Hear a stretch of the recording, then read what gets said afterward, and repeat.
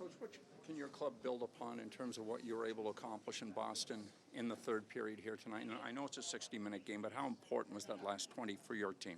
Well, it was really important because the last couple of games we thought we played well in the games, but not for a full 60 minutes, and we put a full 60 together. And we've since coming out of the break, we had a tough game the first game out, but after that we've played pretty well as a team, and trying to get some of those wins that reinforce the things that we're doing that you can build off of, and that the Boston game was a good game for us that way. Dave, have you named a starter after Smith's performance on Saturday? Yeah, Mike Smith will start again tonight. Any particular reason for Mikko getting such a long rest? No, other than Mike Smith played really well. Probably played his best game of the year for us last game. We want him to carry on that momentum into tonight. Dave, it's your first season coaching the Oilers. What do you know about McDavid and Draisaitl now that maybe you didn't know 6 months ago? I think when you see them every day and around them every day, they have a passion to win. There's lots of individual accomplishments for them and accolades for them, but both of them want to be real good team players that want to win. They want to push the franchise ahead and be known as a winning franchise, just not a franchise with a couple good players. So. Anybody like that before? Anyone close?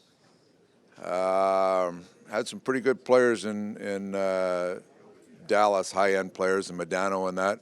Played with Mario and some of those players, but a couple of guys that can really dictate outcomes of the games it's been a while since I had those on my team. Dave, have you learned anything about Kyle Yamamoto since he came up? Yeah, I learned he's a smart, really good player.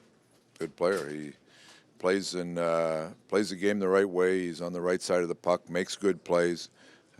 He uses his size well for what he is. I mean, it's people would look and say he's a little guy, but the way he gets around the game, the way he competes, the way he uses his body to protect pucks it's not an issue with him. So he's been a real good player here for the 3 games, and we hope he continues that way.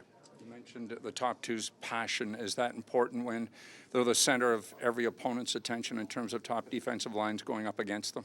Well, they are. I mean, every team, we look at Toronto, at their top players and the impact they have on the game. I'm sure they look at ours the same way. So, but ultimately, it's a team game, and you have to play well as a team if you expect to win, even though you have some players that are, high-end offensive players.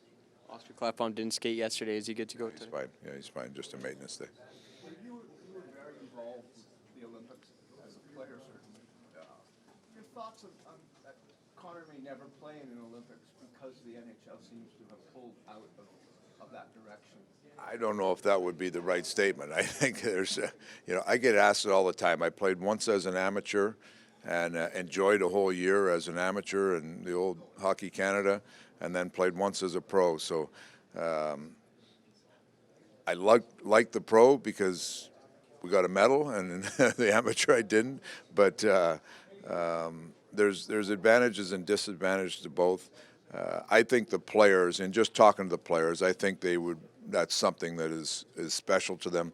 I know the 2 Olympics I played in, there's something that's the Olympic aura is something that is real, and when players get to experience that, I think that's those are things that you remember for a lifetime. So I hope that they can get things worked out, but I think it's obviously comes down to people that are you have a lot of money involved in it and I understand the owner's point of it too. They've got players that are the faces of franchise that go out there and risk injury. So I understand all that, but that being said, I think everybody likes to see the best players in the game in the Olympics. What do you like about James Neal on the McDavid line? His ability to score, which is good. Veteran player, understands Connor, understands what his role on that line is. Same way as Nugent Hopkins' role on that second line or that Draisaitl line. Is it a little different? So His career, is he going to be more known as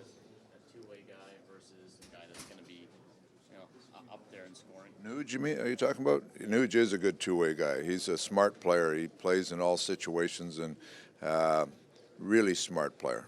I mean, I think he's one of those players that if he just geared his game to all offense, he could probably get more points, but he plays a strong two-way game that helps the team win.